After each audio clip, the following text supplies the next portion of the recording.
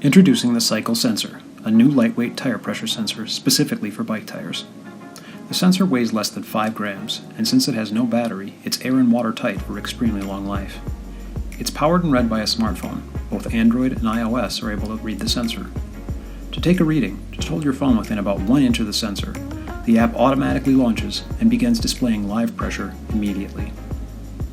Installation is simple. First, use the included tire valve wrench to remove the valve core of your Presta valve. It's a good idea to depressurize the tire first.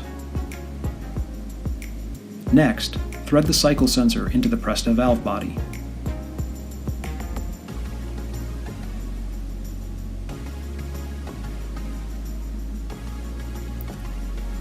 Use the valve wrench to tighten the sensor completely to avoid putting too much stress on the sensor body.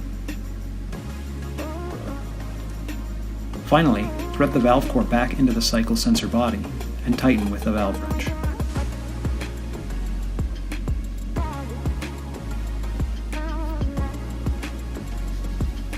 There are 2 variants of the sensor.